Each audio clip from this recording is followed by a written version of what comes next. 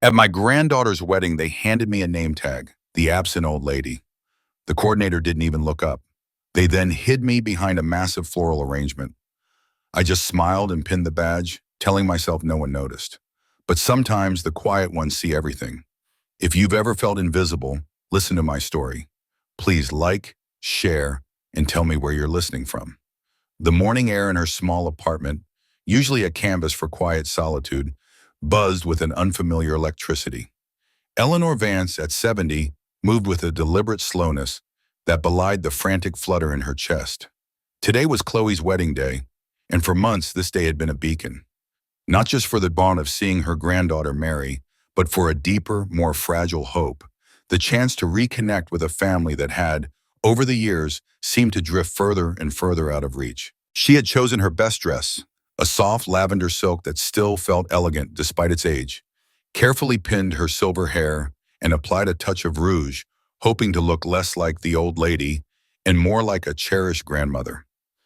Every stitch, every brushstroke was a prayer for inclusion, a silent plea for recognition. The taxi ride to the Bellamy Hotel was a blur of nervous anticipation. The grand facade of the hotel loomed, an imposing structure of glass and steel, reflecting the crisp autumn sky. Her heart pounded against her ribs like a trapped bird. This was it, the culmination of weeks of careful planning, of scrimping and saving, of emotional preparation. She pushed open the heavy glass doors, stepping into a world of hushed elegance, the scent of fresh flowers mingling with expensive perfume. She navigated the opulent lobby, her eyes scanning for familiar faces, a warm smile of welcome. The reception desk, however, was her first port of call. A young woman, impeccably dressed, sat behind a glossy counter, her attention fixed on a tablet. "Excuse me, officer." Eleanor ventured, her voice a little breathy. The coordinator barely glanced up, a flicker of irritation crossing her perfectly made-up face before she slid a white card and a safety pin across the counter. Eleanor's fingers trembled as she picked up the card. It was a standard name tag, but the words scrawled across it in hasty, almost contemptuous handwriting made her stomach clench. The absent old lady. The blood drained from her face, leaving her feeling cold and hollow. It wasn't just careless, it was a deliberate slight, a cruel bomb that cut straight to the core of her deepest fears. I think there's been a mistake," she managed, her voice barely a whisper. "I'm Eleanor Vance, Chloe's grandmother." The coordinator finally looked up, her expression a blank mask of disinterest. "That's what the list says, ma'am. We're very busy. Please move along." The dismissal was absolute, final. Eleanor felt a hot flush creep up her neck, followed by a wave of icy shame. She stood there, the name tag burning in her hand, the grand lobby suddenly feeling vast and isolating. Her gaze drifted past the reception desk, sweeping across the elegant gathering. And there she was, Chloe, radiant in her white gown, laughing with Arthur, her new husband, their faces glowing with happiness. Nearby stood Victoria, Chloe's mother, Eleanor's own daughter, elegant and composed, chatting animatedly with guests. And Liam, Chloe's brother, looking handsome in his suit, his back to Eleanor, engrossed in a conversation. None of them looked her way. Not one. It was as if she were a ghost, an invisible entity passing through their celebration. With a profound sigh that felt like a quiet surrender, Eleanor pinned the abhorrent badge to her lavender dress. The metal pricked her skin, a tiny pain that mirrored the ache in her heart. "No one notices me anyway," she told herself, a mantra of sad acceptance she had whispered to herself countless times over the years. This badge merely made official what had long been her unspoken truth. A young usher, spotting her still lingering by the desk, approached with a practiced, if somewhat vacant, smile. "This way, ma'am." He gestured vaguely toward the back of the room through an archway draped with elaborate floral arrangements. Eleanor followed, her steps heavy. He led her to a chair tucked away in the very last row, behind a towering display of white roses and trailing ivy. From this vantage point, she could see little more than the backs of heads and the occasional flash of a photographer's light. Her view of the altar was completely obstructed. It was as though they had deliberately placed her where she could not see, and more importantly, could not be seen. She settled into the uncomfortable chair, clutching her small purse. Inside, nestled amongst her tissues in a half-eaten peppermints, was a carefully folded check. It represented months of meticulous budgeting, of foregoing small luxuries, of choosing practicality over desire. It was more than just a wedding gift. It was a piece of her, a tangible expression of her love and support, given with a generosity that stretched her meager pension. She had wanted to present it personally, to see Chloe's grateful smile, but now that seemed an impossible dream. Just as the preliminary music began to swell, an elderly gentleman with kind eyes and a distinguished white mustache settled into the seat beside her. "Quite the turnout, isn't it?" he remarked, a friendly smile crinkling the corners of his eyes. "I'm George Harrison. My great-niece is one of the bridesmaids." Eleanor offered a practiced, if weary, smile. "Eleanor Vance. I'm Chloe's grandmother." George's eyebrows rose in mild surprise. "Oh, really? I didn't realize. They put you all the way back here, with me?" He chuckled lightly, a sound devoid of malice but tinged with genuine bewilderment. "Yes," Eleanor replied simply, a lump forming in her throat. She was accustomed to this, accustomed to being a forgotten relative, a decorative element, if even that, at family gatherings. Present but unseen, a silent observer in the periphery of their lives. The ceremony began. Through gaps in the floral arrangement and between the swaying heads of taller guests, Eleanor strained to catch glimpses of Chloe and Liam as they exchanged their vows. She imagined Chloe's radiant smile, the sincerity in Liam's eyes. The words of the officiant drifted back to her, promises of eternal love and commitment. A single tear traced a path down her cheek, not a tear of joy for the happy couple, but of quiet resignation, a testament to the bitter truth of her solitude. When the ceremony concluded and the guests erupted in a resounding applause, Eleanor clapped too, her hands moving mechanically, a hollow echo in the vast, indifferent room. The reception hall, a cavernous space bathed in the warm glow of fairy lights, was a symphony of laughter, clinking glasses, and upbeat music. Eleanor found her assigned table tucked away in a far corner, discreetly labeled Extended Connections. The irony was not lost on her. Extended felt like a euphemism for distant, and connections seemed a cruel joke, given her isolation. She was seated with a few distant relatives of Arthur's, none of whom she recognized, and some of Chloe's old college acquaintances who clearly had no idea who she was. The bridal table, a vibrant hub of joy and celebration, shimmered in the distance, a world away. She felt a profound sense of detachment, like watching a vibrant movie from the last row of a deserted theater. The clinking of a spoon against a glass signaled the start of the speeches. Arthur, Chloe's father, rose, his face beaming with paternal pride. He launched into a heartfelt monologue about Chloe's childhood, recounting anecdotes that brought peals of laughter from the main tables. He spoke of her first steps, her early artistic endeavors, her triumphs and tribulations. He painted a picture of a loving, supportive upbringing, a tapestry woven with family memories. Eleanor listened, a polite smile fixed on her face, but her heart ached with every word he uttered. She remembered a different narrative. When Arthur and Sarah, Chloe's mother, divorced, the world of young Chloe had been fractured. It was Eleanor who had stepped in, a constant presence, a steady hand.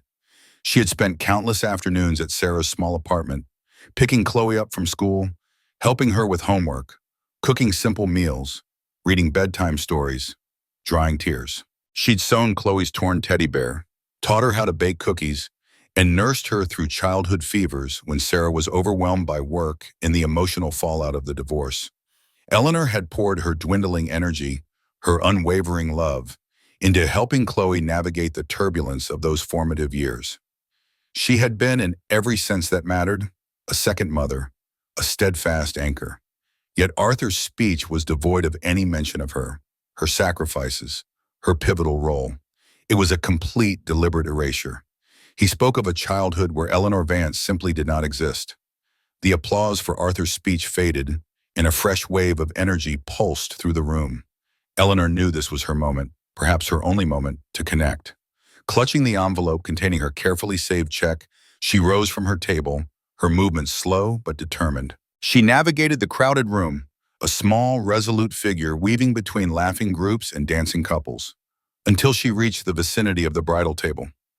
"Chloe, darling," "You look absolutely beautiful," Eleanor said, her voice soft but filled with genuine affection. Chloe, radiant in her gown, was deep in conversation with Liam and the best man, their heads together, sharing a joke. She turned, her smile faltering slightly as she recognized Eleanor. There was a fleeting moment of something unreadable in Chloe's eyes. Surprise? Awkwardness? Before it was replaced by a bright, almost forced cheerfulness.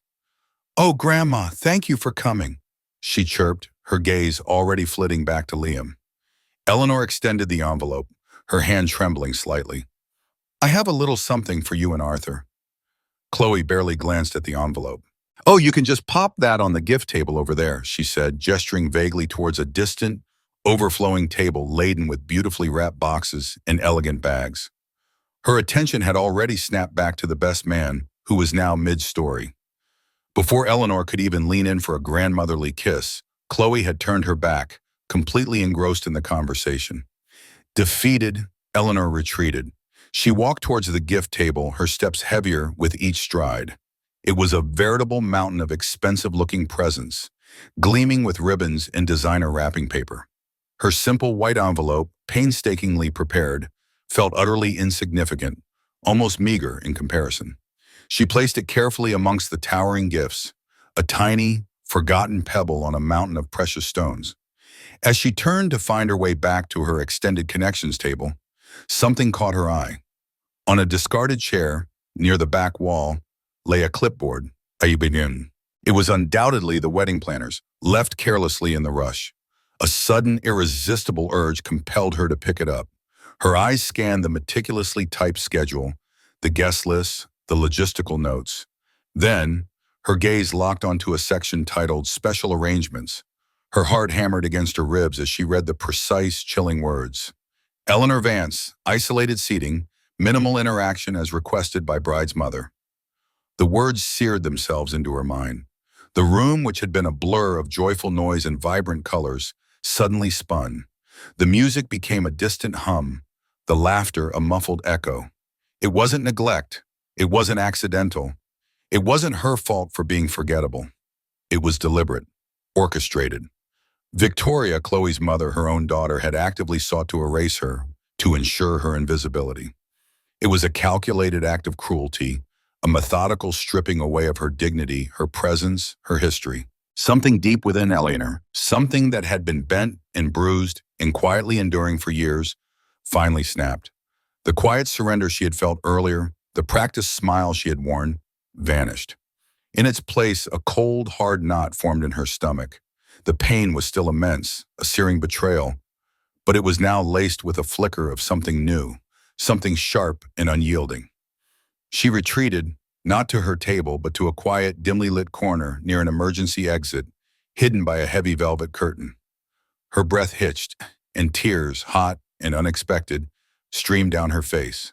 Memories, vivid and overwhelming, flooded her mind. Chloe's small hand tucked in hers as they walked to the park.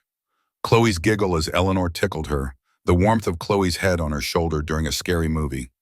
She remembered holding Chloe as a baby, the soft weight of her tiny body, the fierce, protective love that had bloomed in her heart. All of it dismissed. All of it deemed unworthy of acknowledgement. All of it systematically erased. Hidden in the shadows of the velvet curtain, the clamor of the reception faded, replaced by the insistent echoes of her past. Eleanor's mind drifted back, pulled by the currents of grief and betrayal. She remembered the anticipation, the almost unbearable excitement, as she knitted a delicate, cream-colored blanket for Chloe's arrival.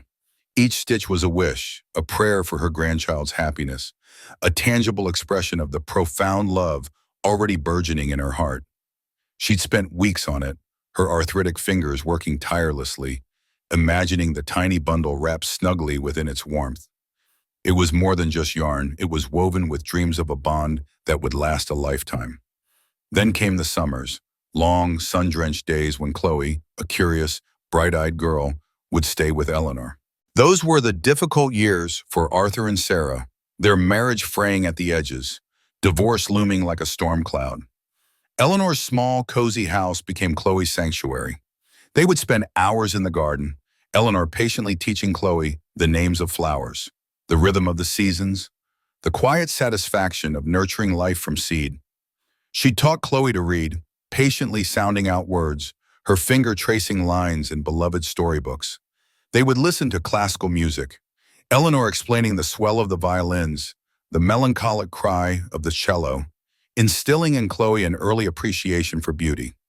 She remembered the day she bought Chloe her first set of watercolors, the intense focus in Chloe's eyes as she mixed vibrant hues, her small hands smudged with paint. A particularly vivid memory surfaced. Chloe, 10 years old, bursting through Eleanor's door, tears streaming down her face, clutching a blue ribbon. She had won first prize in the school art competition. Eleanor had knelt, pulling the trembling child into her arms, stroking her fire as Chloe sobbed out a mixture of pride and overwhelmed emotion. "You did it, my love," Eleanor had whispered, her heart swelling with fierce pride. "You always had it in you." Those were the moments, the quiet, unremarked moments that built the foundation of their bond. Moments when Eleanor felt like the truest, most constant figure in Chloe's young life. Everything had changed irrevocably when Arthur divorced Sarah and married Victoria. Victoria, with her polished manners, her effortless elegance, and her deep roots in old money. Suddenly, Eleanor's modest home, her simple, practical ways, her worn but comfortable furniture, were no longer good enough. Chloe's visits grew less frequent, then stopped altogether. Victoria preferred sending Chloe to exclusive summer camps, to art classes in the city, to carefully curated cultural experiences. Eleanor understood, or tried to. Victoria wanted to give Chloe the best, and in Victoria's world, Eleanor's quiet influence simply didn't fit. The biggest sacrifice, the one that still resonated with a dull ache in her chest, had come when Eleanor was 65. It was Arthur who approached her, his voice earnest, his eyes full of what she believed was genuine concern for Chloe's future. He painted a compelling picture of Chloe's talent, her potential, her need for the very best education.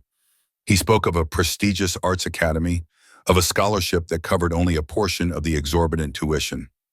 He had suggested gently that her house, the house where she had raised him alone after Henry's early death, the house filled with a lifetime of memories, was simply sitting there. He called it an investment in Chloe's future. Eleanor had hesitated. That house was her anchor, her last tangible link to Henry, to her past. But the thought of Chloe, her talented Chloe, reaching her full potential, had swayed her. What was a house, after all, compared to a grandchild's dream? She sold it. The sale, a painful transaction that felt like tearing a part of herself away, yielded $175,000. Every penny of it, every single cent, went directly into Chloe's education fund. Arthur had handled all the arrangements, all the transfers. Eleanor, trusting him implicitly, had signed whatever papers he put in front of her. With the house gone, Eleanor moved into a cramped, one-bedroom apartment, a stark contrast to the spacious home she'd known for decades. The walls felt too close, the silence too loud. Arthur had promised Sunday visits, a new routine, a way to stay connected despite the change. For 3 weeks he had kept his word, bringing Chloe, who seemed a little awkward, a little distant, but still, she came. Then the visits faded, first to every other Sunday, then to abbreviated appearances during holidays, hurried and often filled with other obligations. Eventually they ceased almost entirely. Standing in the opulent ballroom, surrounded by the joyous sounds of the wedding, the weight of her sacrifices pressed down on her with crushing force. She had given up her home, her stability, her financial security, all for Chloe. She had given her time, her love, her very essence, and in return she had been systematically, deliberately erased. The absent old lady, the isolated guest, the forgotten grandmother, the irony, the sheer, bitter injustice of it all was a physical blow. The quiet snap inside her earlier was now a growing resolve, a cold certainty that this could not, would not stand. Eleanor remained hidden in her quiet corner, the whirlwind of memories slowly subsiding, leaving behind a cold, hard clarity. Just as she thought she might remain there, unseen and unheard for the rest of the night, a familiar voice, soft and respectful, broke through her haze. "Mrs. Vance, is that you?" She looked up to see Harold Stevens, the chauffeur who often drove her to appointments back in her old neighborhood. He was a kind man, always impeccably dressed, with a warm smile and a quiet dignity. He'd driven her many times before she moved to the apartment, and they had shared comfortable silences and occasional anecdotes about their lives. Now his expression was etched with concern as he took in her tear-streaked face and the crumpled name tag still pinned to her dress. "Harold," she whispered, her voice raspy. "Yes, it's me." He stepped closer, his gaze falling on the offending badge. "What in heaven's name?" Eleanor pulled it off, her fingers trembling, and thrust it toward him. "I don't think I belong here, Harold," she confessed, the raw truth escaping her lips. Harold took the name tag, his eyes narrowing as he read the cruel inscription. His face, usually so composed, darkened with an indignation that warmed something frozen inside Eleanor. "The absent old lady," he read aloud, his voice low, almost a growl. "This is disgraceful, Mrs. Vance, absolutely disgraceful." He looked up, his gaze filled with genuine sympathy. "Who would do such a thing?" A bitter laugh escaped Eleanor. "It's been this way for years, Harold," she admitted, the words tasting like ash. "But I didn't want to see it. I made excuses. I always did." The realization hit her with renewed force. She had enabled their neglect, had rationalized their distance, all for the hope of a connection that simply wasn't there. Harold placed a gentle hand on her arm. "Well, you don't have to stay here, Mrs. Vance. I've got a small gap in my schedule before my next pickup. I can take you home, no charge." "It would be my pleasure." Eleanor looked back at the dazzling ballroom, at the joyful, oblivious throng. The thought of slipping away unnoticed was both painful and liberating. They wouldn't even realize she was gone until long after the last dance. It would be just another confirmation of her invisibility. But this time it would be her choice to disappear. "Thank you, Harold," she said, a new resolve hardening her voice. "That would be very kind." As they made their way through the lobby, a subtle shift in the air, a quickening of Eleanor's pulse occurred.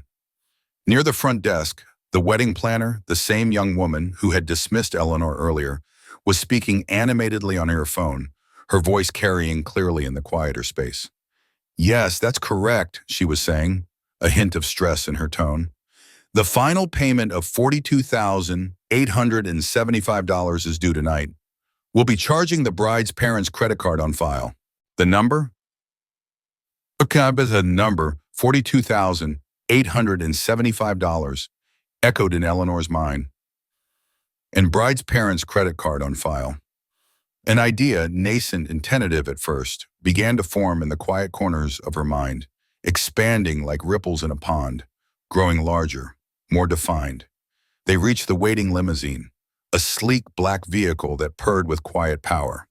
As Harold opened the door for her, Eleanor settled into the plush leather seat, the luxurious comfort a stark contrast to the emotional turmoil she had just experienced.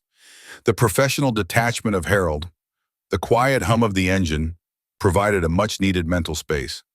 "Harold," she began, her voice steady now, a new glint in her eyes. "You're very familiar with how these events are arranged, aren't you?" "Yes, Mrs. Vance, been doing it for years. See all sorts, I do." "Tell me, in a grand wedding like this, who would typically be considered the financially responsible parties? Who makes these final payments?" Harold chuckled softly. "Well, officially, according to the contracts, it's the host or responsible party listed. Usually it's the parents of the bride, but sometimes the couple pays for a portion or all of it themselves. In this case, Mr. Arthur Bellamy and Miss Chloe Bellamy were listed as the main financially responsible parties, though I believe Mrs. Victoria Bellamy was handling the initial deposit arrangements." Eleanor nodded slowly. The pieces were beginning to click into place. She recalled a hushed conversation she'd overheard months ago, a snippet of Arthur and Victoria discussing wedding finances. Arthur had been concerned about the cost, and Victoria had dismissively waved it off, saying something about using some savings and a few zero-interest credit cards. Then Arthur had mentioned, quite specifically, Mom's house money covered most of Chloe's tuition, so at least we don't have that expense anymore. The connection was electrifying. Her house money, the $175,000. It had freed up their savings, allowing them to splurge on this extravagant wedding. A wedding she was not only uninvited to, but actively erased from. "Harold," Eleanor said, a genuine, if somewhat mischievous smile finally forming on her lips. You know a lot of people in the hotel business, don't you? Managers, event coordinators? Harold's eyes, usually placid, now twinkled with a knowing gleam. He had watched Eleanor for years, had seen the quiet dignity beneath her gentle demeanor. Are you thinking what I think you're thinking, Mrs. Vance? He asked, a hint of amusement in his tone. Eleanor leaned back, the smile widening, feeling a surge of strength she hadn't known she possessed. I'm not entirely sure yet, Harold, she replied, her voice regaining a spark she hadn't felt in years.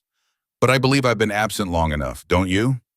If you're finding this story as gripping as I am, please remember to like this video, share it with someone who needs to hear it, and subscribe so you don't miss a single twist. Let's see how much further this story can reach. The following morning, the quiet sanctity of Eleanor's apartment was shattered by the incessant ringing of her phone.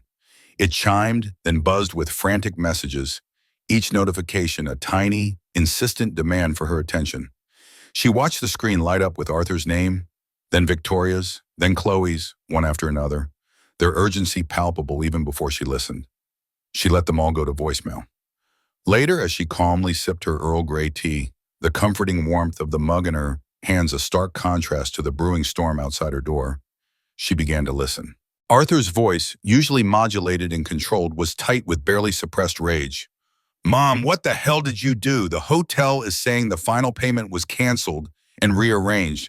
Do you have any idea what kind of chaos you've caused? The anger was raw, unfiltered, completely devoid of any concern for her. Victoria's message followed, shrill and demanding, her carefully cultivated composure completely unraveled.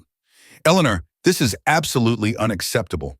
Please be reasonable. You need to fix this immediately. Finally, Chloe's voice, tearful and distraught, filtered through the small speaker. Grandma, why would you do this? Our honeymoon is canceled. We can't afford to go now. Please, just make it right. Eleanor listened to each message, a faint, almost imperceptible smile playing on her lips. She wasn't surprised. The gears she had set in motion last night were now grinding, producing exactly the kind of friction she had anticipated. She cast her mind back to her late-night visit to the Bellamy Hotel's billing office. Harold had waited patiently in the car, a silent conspirator, while Eleanor, with newfound resolve, had approached the night manager.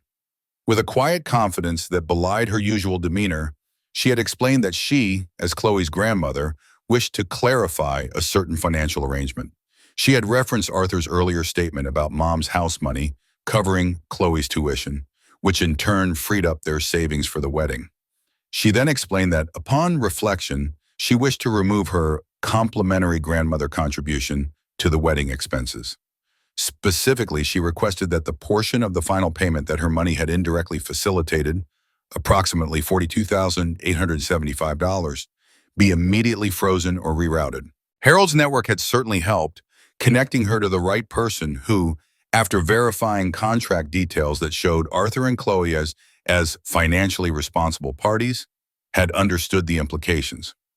The hotel, ever focused on getting paid, had quickly noted the request for rearrangement of payment for that specific amount, effectively canceling the bride's parents' credit card on file for that portion until the matter was resolved. Eleanor connected the frantic phone calls, the canceled honeymoon, the hotel's payment woes, directly to the absent old lady name tag, her isolated seating, and the cumulative years of neglect.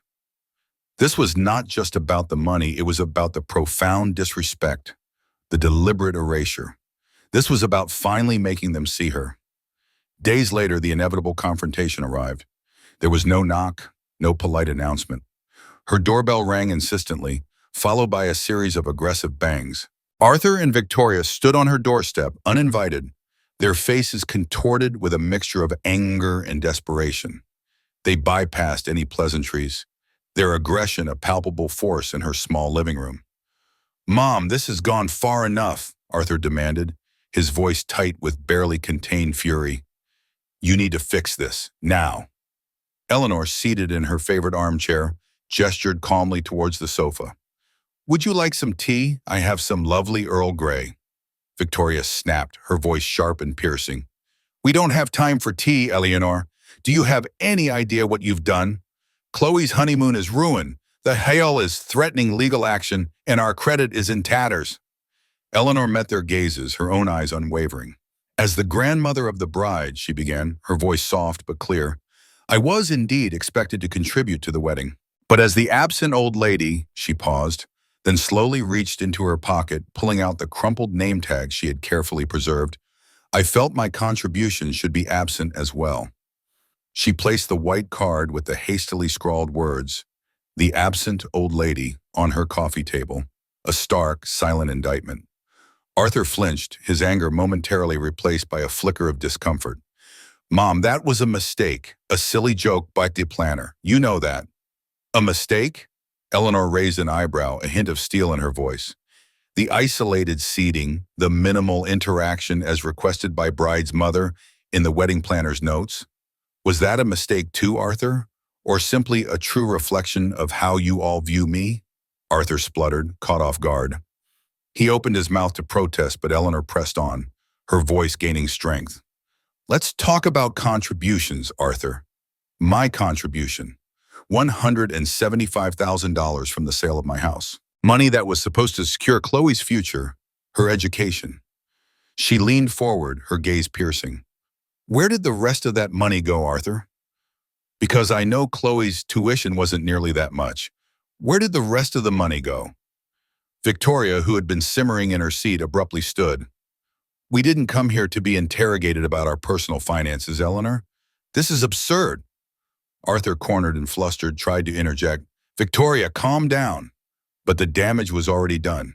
In his attempt to diffuse, he inadvertently blurted out the truth. We used it for a down payment on Chloe and Liam's condo, Mom. We wanted to give them a head start, a proper foundation. A long, profound silence filled the room. Eleanor looked from Arthur's flushed face to Victoria's indignant one, the truth stark and undeniable. Her house money, her life savings, not just for tuition, but for a down payment on a luxury condo for a couple who couldn't even acknowledge her presence at their own wedding. Get out, Eleanor said, her voice quiet but firm, vibrating with a power she hadn't known she possessed. Her old knees protested as she pushed herself up, but she ignored the ache. This isn't over, Eleanor, Victoria warned, her eyes blazing with fury. Eleanor met her gaze, a cold, unyielding certainty in her own. You're right, she replied, her smile returning. Sharper now, more dangerous. It's just beginning. After Arthur and Victoria stormed out, leaving a lingering scent of their frustrated fury in her small apartment, Eleanor sank back into her armchair. A wave of exhaustion washed over her, leaving her trembling. She was terrified, yes, the sheer audacity of their actions, their casual disregard for her, was chilling. But beneath the fear, a steady flame of determination flickered, growing stronger, brighter. This wasn't just about disrespect anymore. It was about protecting herself. The phone rang again, pulling her from her thoughts. This time, the caller ID displayed an unfamiliar number, but with a recognizable name. Mr. Harrison from First Capital Bank. Eleanor answered, her heart thudding a little faster. Mrs. Vance, this is Mr. Harrison from First Capital Bank. The voice on the other end was polite, yet held an undercurrent of grave concern. I'm calling about your safety deposit box. Your son, Arthur, attempted to access it this morning. Eleanor's blood ran cold. He did what? He presented a document claiming to be a power of attorney, Mr. Harrison continued, his voice careful. However, there were some irregularities with the signature and the notarization. Given the circumstances and our bank's protocols for elder protection, I declined his request and thought it prudent to contact you directly. Eleanor felt a chill creep up her spine, far colder than any autumn breeze. Mr. Harrison, she said, her voice strained, I have never at any point signed a power of attorney granting Arthur access to my accounts or my safety deposit box. I see, Mr. Harrison's tone hardened with professional gravity. Then it is as I suspected. This document appears to be forged, Mrs. Vance. This is a very serious matter. Would you be able to come into the bank as soon as possible? The next morning, Eleanor found herself in the polished, hushed interior of First Capital Bank. She was directed to a private office where Mr. Harrison, a man of quiet authority, waited. He had already called Arthur, requesting his presence to clarify the matter. Minutes later, Arthur strode in, his face still flushed with residual anger from their confrontation yesterday. But it quickly drained of all color when his eyes fell upon Eleanor, seated opposite Mr. Harrison. He faltered, his bravado instantly evaporating. "Mom, what are you doing here?" Eleanor merely looked at him, her gaze unwavering. "Mr. Bellamy," Mr. Harrison interjected smoothly, his voice devoid of emotion, "we need to discuss the power of attorney you presented this morning to access your mother's safety deposit box." He pushed the suspicious document across the desk. Arthur's eyes darted between the document, his mother, and the stern banker. He swallowed hard, trying to regain his composure.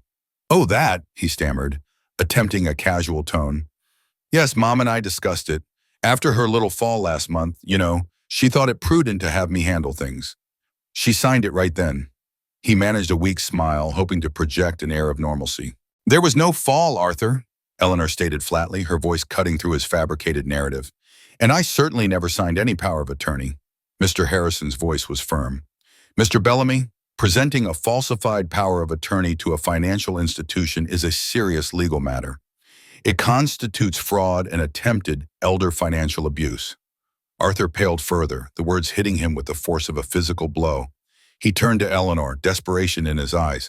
"Mom, this is just a misunderstanding. I was trying to help. You're getting confused. You're getting on in years. Your memory isn't what it used to be."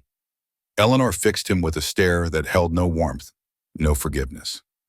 "The only mistake, Arthur, was believing you still had any respect for me." She took a deep breath. "I'm 70, Arthur, not senile, and I've never been clearer about anything in my life." Her voice was sharp, resolute. "You stole my house money. You cut me out of my granddaughter's life, and now you're trying to steal what little else I have." She turned to Mr. Harrison. "Mr. Harrison, I would like to revoke all signatory privileges for Arthur on any of my accounts. I want to change all my passwords and security questions. And I want to ensure that no one, absolutely no one, can access my funds or my box without my direct, in-person authorization." Mr. Harrison nodded, already pulling up forms. "Understood, Mrs. Vance. We can take care of all of that immediately. And I would strongly recommend you consult with a lawyer specializing in elder protection and financial fraud. We can provide you with some recommendations, should you wish." Eleanor looked at Arthur, who was now slumped in his chair, defeated. "Arthur," she said, her voice surprisingly calm, "I think it's time you left." He mumbled something unintelligible, gathered himself, and without another word or glance, he walked out of the office, leaving a gaping silence in his wake. After Arthur's ignominious departure, Eleanor spent the next hour with Mr. Harrison, systematically securing her finances. With each change, each new password, each layer of protection, she felt a little more empowered, a little more in control. The exhaustion was immense, a deep weariness in her bones, but it was accompanied by a profound sense of purpose. She was finally making her own decisions, not allowing anyone to dictate her worth or her future. As she left the bank, the sun felt warmer on her face, the air fresher. The city, usually a cacophony, now seemed to hum with the quiet promise of new beginnings. Her mind drifted to an old friend, Margaret, who lived in a quaint coastal town in Maine. Margaret had for years extended an open invitation for Eleanor to visit, to stay as long as she liked, to rediscover herself away from the demands of family. Eleanor had always demurred, unwilling to leave the proximity of her son and granddaughter, clinging to the hope of reconciliation. Now that hope was dead, replaced by a fierce self-preservation. Reaching for her phone, Eleanor dialed Margaret's number. "Margaret," she said, a genuine smile in her voice. "It's Eleanor. That offer of yours to visit Maine? I'm ready to take you up on it." The journey to Maine was a balm for Eleanor's weary soul. The rhythmic hum of the train, the ever-changing landscape outside the window, all conspired to soothe the raw edges of her pain. When she stepped off the train in the quaint coastal town, the salty tang of the Atlantic filled the air, invigorating and new. Margaret was there, a beacon of warmth, her silver hair gleaming in the soft afternoon sun, a wide, welcoming smile lighting up her face. The hug they shared was long, comforting, a silent acknowledgement of decades of friendship. Margaret's cottage was everything Eleanor had imagined and more. Perched on a bluff overlooking the vast, shimmering expanse of the ocean, it exuded a quiet, rustic charm. The sound of crashing waves provided a constant, calming symphony, and the air was crisp and clean. Here, Eleanor felt a lightness she hadn't experienced in years. Over cups of strong, steaming coffee, and later glasses of crisp white wine, Eleanor poured out her heart. She recounted everything: the wedding, the name tag, the deliberate erasure, the quiet suffering, Arthur's shocking forgery, Victoria's venom, and Chloe's tearful demands. Margaret listened, her expression shifting from shock to outrage, her hand often reaching out to squeeze Eleanor's. "That dreadful family!" Margaret fumed, her voice laced with indignation. "How could they treat you like that?" But beneath her anger, Margaret, with her clear-eyed wisdom, helped Eleanor see a difficult truth. "Eleanor," she said gently, "you enabled them, dear. For years you let them get away with it. You allowed them to define your worth, and they took advantage of your good nature." It was a hard truth, but Eleanor knew it to be true. She had clung to the hope of being needed, of being loved, allowing them to chip away at her dignity, piece by painful piece. The next morning, as they watched the sunrise paint the sky in fiery hues, Margaret had an idea. "Eleanor, remember how much you used to love painting? Your watercolors were exquisite. There's a little art center here, run by a lovely woman named Susan. They're always looking for someone to teach beginner classes. You'd be wonderful." Eleanor felt a flutter of apprehension. Painting had been a distant memory, a cherished hobby she had set aside for the more practical demands of life, and later for the relentless emotional demands of her family. "Oh, Margaret, I don't know," she demurred. "It's been so long." "Nonsense," Margaret waved her hand dismissively. "You're a natural, and you need something for yourself, something to nourish your spirit." She then added a practical note that brought a fresh wave of relief to Eleanor. "And you're staying with me, rent-free, for as long as you need. Consider it a trade for your beautiful company."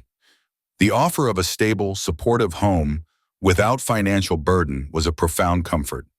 Eleanor, feeling a spark of her old passion ignite, agreed to meet Susan.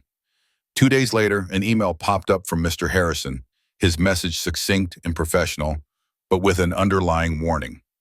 Arthur and Victoria were still relentlessly trying to locate her, now claiming a serious family emergency. Eleanor deleted the email without a second thought. The emergency, she knew, was purely financial and entirely their own making. Eleanor met Susan at the local arts center, a charming, repurposed boathouse nestled right on the harbor. The air inside smelled of paint, clay, and creativity, a stark contrast to the sterile halls of the Bellamy Hotel. Susan, a vibrant woman with kind eyes and paint smudges on her apron, immediately put Eleanor at ease. They talked about art, about inspiration, about the joy of teaching. "Do you love painting, Eleanor?" Susan asked, her gaze direct and genuine. "And can you explain that love, that process, to others who are just starting?" Eleanor found herself smiling, a real, unforced smile. "Yes," she said, a quiet certainty blooming in her chest. "Yes, I believe I can." She accepted the teaching position, her first class scheduled for next Tuesday. A new chapter, vibrant and full of possibility, was finally opening. Just as she was walking out of the art center, her phone rang. It was Chloe. Eleanor hesitated for a moment, then answered. "Grandma, where are you?" Chloe's voice was tight with tension, a brittle demand rather than a question of concern. "Dad says you have emptied all your accounts and are having some kind of breakdown. Is it true?" Eleanor leaned against the rough wooden post of the boathouse, looking out at the endless expanse of the ocean. The gulls cried overhead, their calls a symphony of freedom. "A breakdown, darling?" Eleanor chuckled, a sound filled with genuine amusement. "No, Chloe, I'm finally putting myself first. I'm not having a breakdown. I'm having a breakthrough." Chloe pressed, her voice rising in pitch. "But the hotel bill and the condo. This isn't fair. Your family." Eleanor closed her eyes for a moment, letting the sea breeze ruffle her hair. The familiar pull of guilt tried to surface, but she pushed it down. "Family," she echoed, the word tasting hollow. "Is that what you call it, Chloe? Because what I experienced at your wedding and what your father attempted to do with my bank accounts, felt very little like family. She took a deep breath, the decision firm.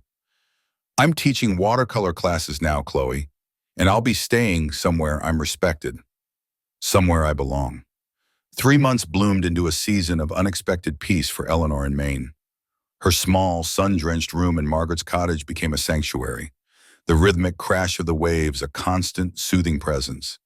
She found joy in teaching her beginner watercolor classes at the Art Center, guiding eager students to mix colors and capture the rugged beauty of the coast. Her small savings, carefully managed, provided a comfortable cushion, allowing her a sense of independence she hadn't realized she'd lost. Calls from her family grew less frequent, their initial anger replaced by either saccharine pleas for forgiveness or bitter accusations.